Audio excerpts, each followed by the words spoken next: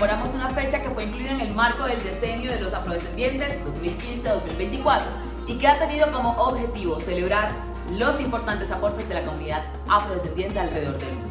Esta también ha servido para promover la conversación alrededor de la justicia social, la erradicación del racismo y las intolerancias, las políticas de inclusión y los derechos humanos. Por eso, en el Día de los Afrodescendientes hablamos sobre aquellos retos, logros, avances y aquellas preguntas que en el camino se han quedado por resolver, pero también de aquello que puede aportar al debate y que creemos es necesario poner sobre la mesa, como la justicia racial, la justicia económica, el uso y la definición de algunos conceptos y sobre todo los derechos de las personas afrodescendientes y negras en Colombia, América Latina y el Caribe. En esta ocasión nos acompañaron Dayana Blanco Acendra, directora general de ILEX Acción Jurídica, Audrey Mena, subdirectora general, y Sibelis Mejía, directora de litigio y coordinadora de la línea de justicia transicional y paz.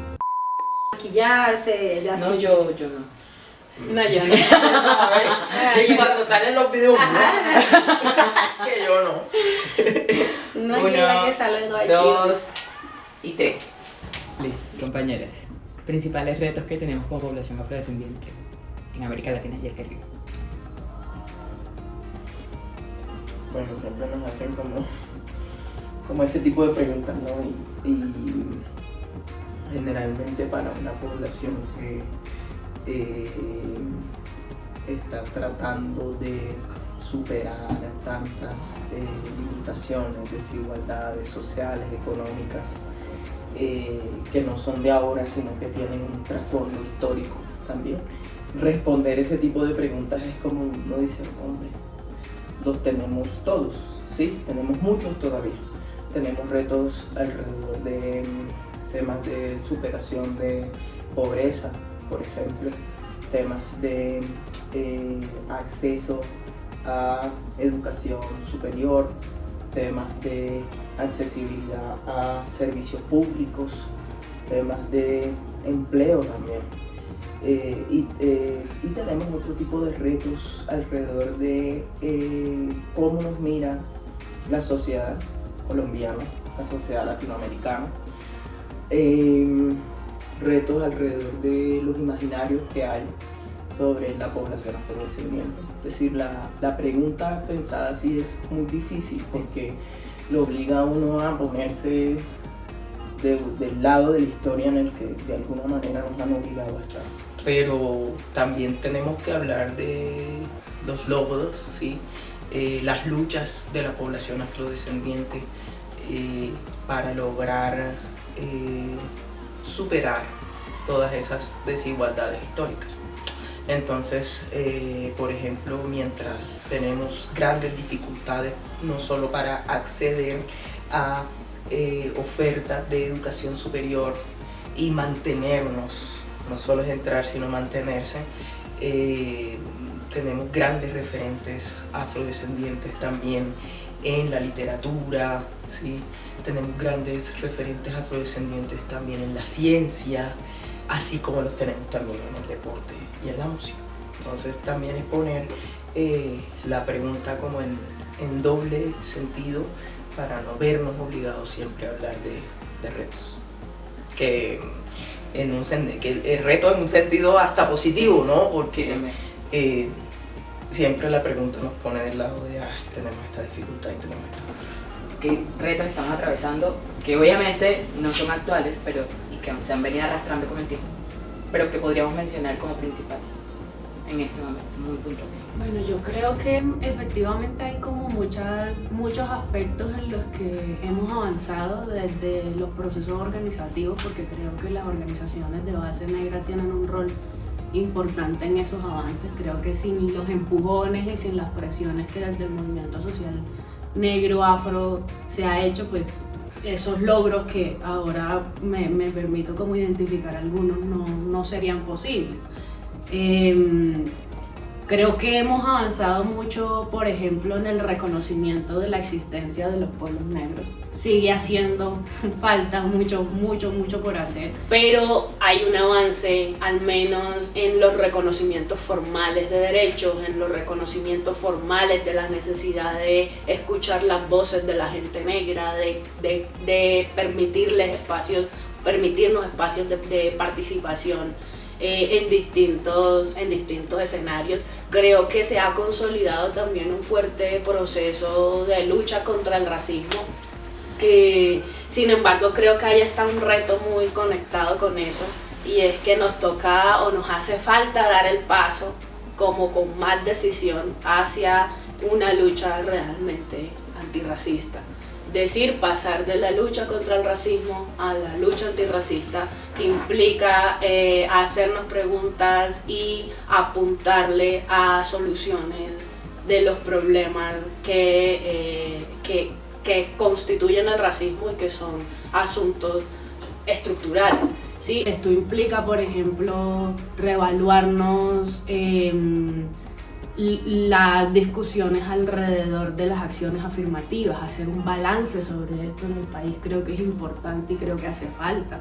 O sea, ¿en qué ha aportado las acciones afirmativas a el lugar que hoy tenemos las organizaciones y los procesos negros, y qué hace falta para que esas acciones afirmativas se conviertan en herramientas del pasado, si se quiere, pero no herramientas del pasado en el sentido en el que las olvidemos porque no funcionan, sino porque son insuficientes, y que reconozcamos la insuficiencia de esas acciones para pensar o dar el paso entre la tolerancia de la existencia de la gente negra en el país, en América Latina, en el Caribe, en el mundo, y hablar de reales procesos de inclusión de la gente negra como miembros de la sociedad que somos.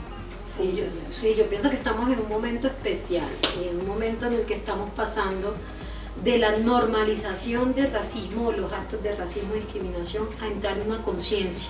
Que eso sea cómodo o incómodo en algunos escenarios, creo que se hable de... Sí, ya se está hablando de eso, se está hablando no solo de la necesidad del aporte de la gente negra, afrodescendiente, palenquera y raizal en Colombia, en espacios netamente culturales, sino en otros escenarios que implican también la producción de conocimiento desde lo educativo, desde lo científico.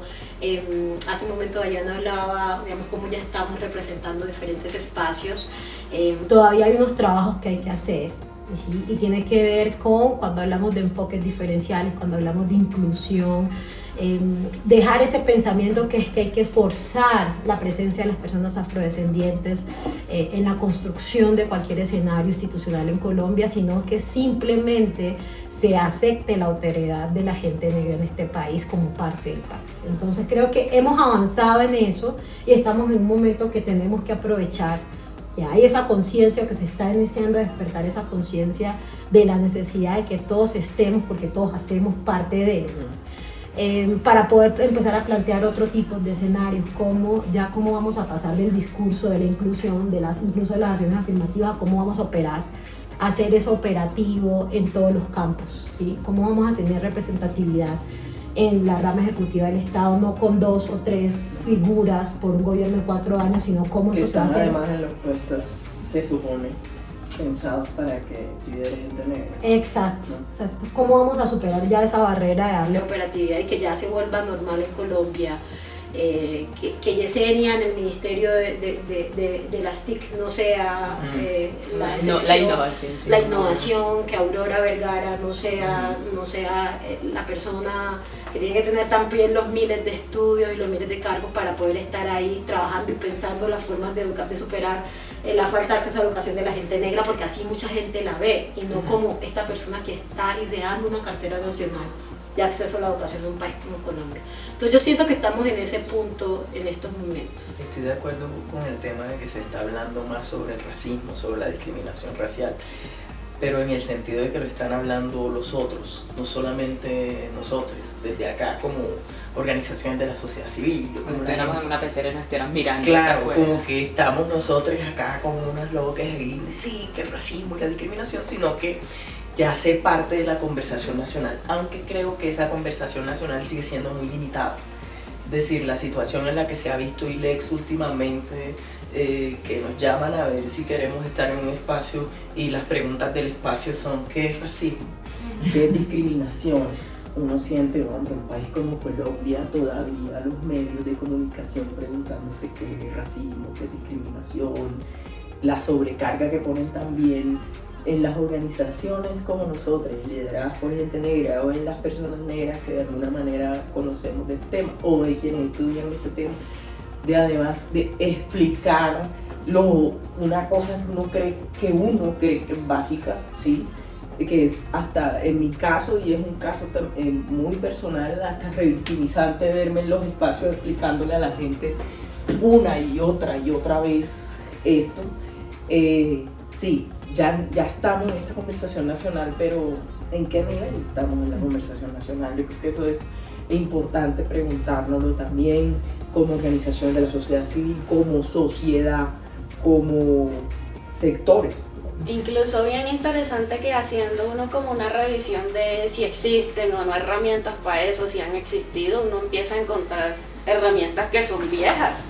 Por ejemplo, ahí está la Cátedra de Estudios Afrocolombianos, una herramienta que existe desde el 98, que está pensada precisamente para sacar la discusión sobre el racismo de la gente negra. O sea, es una obligación para todos los colegios, vayan o no vayan estudiantes negros afro, para pensarse el racismo en últimas. Es como el sentido, la esencia de la cátedra. Sin embargo, estuvo eso dormido durante mucho tiempo, pero resulta interesante que en un momento como este, como en línea con lo que decía Dayana, no es que esté dejando de ser un asunto nuestro, sino que también está discutiéndose por fuera de los círculos de la gente negra afro, y eso creo que es precisamente una muestra de lo mucho que hemos avanzado, pero también de lo montón que nos hace falta seguir caminando finalmente. Como que avanzamos hasta en un carrito de esto de los picapiedras. Entonces nos vamos moviendo, pero es porque nosotros mismos vamos. Hombre, ya está bueno que tengamos un motor, algo que